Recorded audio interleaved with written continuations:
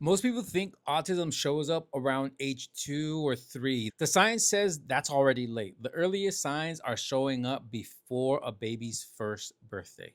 Let's reset what people think they know about autism. A lot of folks still believe autism suddenly appears around 2 or 3, usually when language delays become obvious, but that's not what the research shows. What this body of work makes clear is that autism doesn't suddenly show up. It emerges, and it starts emerging much earlier than most people realize. This systemic review pulls together prospective studies that followed infants before 18 months of age. Not parent memory, not hindsight, real time observation of development as it unfolded. And across these studies, measurable behavioral differences were already present as early as 6 months. That doesn't mean diagnosing autism in infancy, it means identifying developmental trajectories that begin to diverge early. Subtle changes in social attention, communication, motor skills, and regulation start stacking up over time. The key takeaway here is that autism is not a sudden event, it's a developmental pathway. And if we understand that pathway earlier, we can intervene earlier and far more effectively. Here's the gap that should make everyone uncomfortable. Autism related behaviors often begin emerging between 6 and 18 months, but the average age of diagnosis is still around 4 years old. That's not just a delay, that's a missed window. Decades of research show that children who begin intervention before age 2 demonstrate the strongest gains in communication, adaptive skills, and social engagement. Earlier detection doesn't mean labeling babies, it means recognizing when development starts to drift while the brain is still highly plastic. Most early signs aren't dramatic red flags, they're quieter, less eye contact, less social smiling, slower coordination of communication, and because they're subtle, they're often missed. The opportunity here isn't just earlier diagnosis, it's earlier support, coaching, monitoring, and intervention that aligns with development as it's happening, not years later when the gaps are harder to close. Researchers have studied early autism signs in three main ways, and they don't all carry the same weight. First, retrospective studies. These rely on parent recall years later. They're useful for understanding what stood out, but memory is biased once the outcome is known. Second, home video reviews. Researchers analyze family videos from infancy.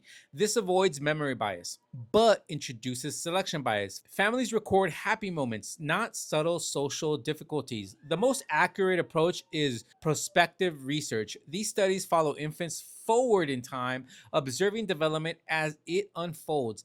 No reconstruction, no hindsight. This review focuses entirely on prospective studies. That matters because it allows researchers to identify when behaviors change, how they change, and which changes actually differentiate infants who later receive an autism diagnosis from those who don't. This is real time developmental evidence, not speculation. Most prospective studies focus on infants considered high risk, meaning they have an older sibling already diagnosed with autism. That's because genetics matter. Autism prevalence in the general population is under 2%. In sibling studies, that risk increases to around 20%.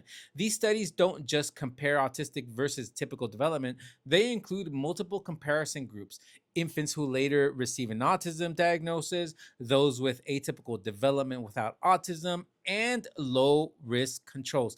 That distinction matters. Not every early difference equals autism. The purpose of this review was very specific: identify behaviors that differentiate infants who later receive an autism diagnosis from all other groups before 18 months of age. That's what makes these findings clinically meaningful. This wasn't a casual literature scan. Researchers searched four major databases: Medline, PubMed, ERIC, and PsycInfo, covering studies published between 2014 and 2020. Only peer reviewed English language studies were included. Out of 257 initial records, just 26 met full inclusion criteria. Infants had to be under 18 months at baseline, diagnostic outcomes had to be confirmed later, and symptoms had to be observable behavior, not brain scans or lab only measures.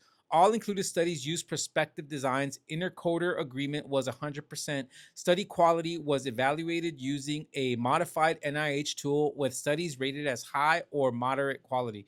So, when we talk about these findings, we're talking about carefully vetted methodological sound evidence. The scope here is important. These 26 studies came from 14 peer reviewed journals. Nearly 90% used high risk infant samples, which reflects both recruitment realities and diagnostic base rates. What makes this review unique is its focus. It's the first systematic review to look exclusively at symptoms that clearly differentiate infants who later receive an autism diagnosis from all other groups before 18 months. Earlier reviews mix general developmental risk with autism specific markers. This one narrowed the lens. That means the patterns identified here aren't just differences, they're differences with predictive relevance. They help us understand which early behaviors actually matter when monitoring autism risk. Now we get into the earliest signs, and they show up earlier than most people expect. By 7 months, infants who later receive an autism diagnosis show reduced visual tracking and less social referencing during assessments. Between 8 and 9 months, differences in joint attention emerge, particularly difficulty initiating joint attention without positive affect, like smiling. And by 9 months, one marker stands out strongly: response to name. Infants who struggle to orient when their name is called are significantly more likely to receive an autism diagnosis later and show greater impairment over time. These are not dramatic behaviors, they're subtle reductions in frequency and coordination, but together they mark the beginning of a developmental divergence that becomes more visible as children approach their first birthday. So far, we've talked about when autism begins to emerge and why early detection matters. We've seen that by 6 to 9 months, there are already measurable differences in social attention and communication, but they're subtle, easy to miss, and often written off as normal variation. But starting around 12 months, the patterns stop being subtle. In part two, we're going to break down what actually changes, how gestures drop off, how communication growth slows, how motor development starts to matter more than people realize, and the moment researchers discovered that regression isn't rare in autism, it's the rule.